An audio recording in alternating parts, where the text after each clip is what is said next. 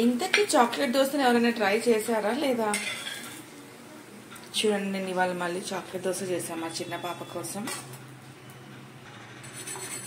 Sound అయితే ఎంత crunchy క్రిస్పీగా ఉంది చూడండి. అయితే చాక్లెట్ దోశ చేసేటప్పుడు ఒక టిప్ చెప్దాం అనుకుంటున్నాను నేను. ఒకవేళ మీరు చాక్లెట్ దోశ చేస్తున్నారంటే దోశ పిండిలో సాల్ట్ వేయకండి. నేను ఫస్ట్ టైం చేసినప్పుడు అనుకోకుండా చాక్లెట్ దోశ చేశాను. అయితే కొంచెం సాల్ట్ ఉండే, కొంచెం ఉప్పుగా ఉండే దోశ. టైం అయితే ఇంకా నేను పిండి సపరేట్గా తీస్తున్నాను, సాల్ట్ వేయకుండా.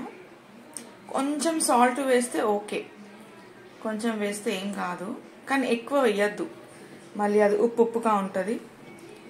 సో మళ్ళీ నేను ఒకసారి చాక్లెట్ దోశ ఎలా చేయాలో చూపిస్తాను. సో నా దగ్గర ఈ చాక్లెట్స్ ఉన్నాయి. ఇది మొత్తం డ్రై అయిన తర్వాత చాక్లెట్ వేయాలి. ఇలా చాక్లెట్స్ వేసిన తర్వాత అవి మెల్ట్ అవుతాయి వేడికి. ఇంకా అప్పుడు మొత్తం స్ప్రెడ్ చేయండి. ఇలా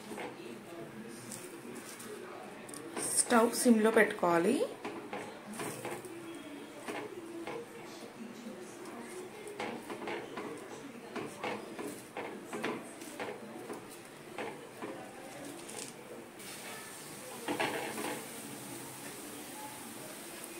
ఇవి బాదాం, చాక్లెట్ లోపల బాదాం ఉన్నాయి. సో అవి తీసేస్తాను నేను. సో మీ దగ్గర ఏ చాక్లెట్ ఉంటే ఆ చాక్లెట్ వేసుకోండి. స్టవ్ మాత్రం సిమ్లో పెట్టాలి.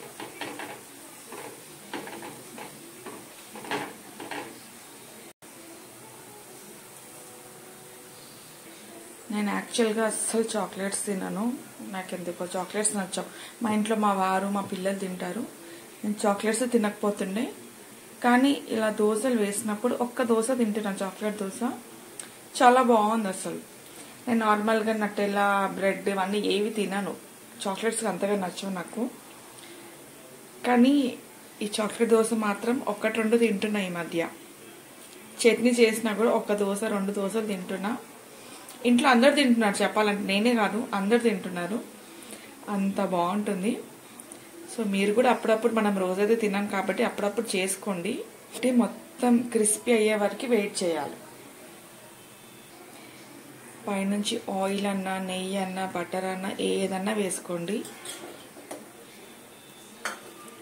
సో చూడండి, ఇది ఐరన్ తవ్వ సపరేట్ అవుతుంది మొత్తం ఫ్రై అయిన తర్వాత. ఇది అయింది, తీస్తున్నాను. చూడండి సౌండ్ ఎలా వస్తుంది.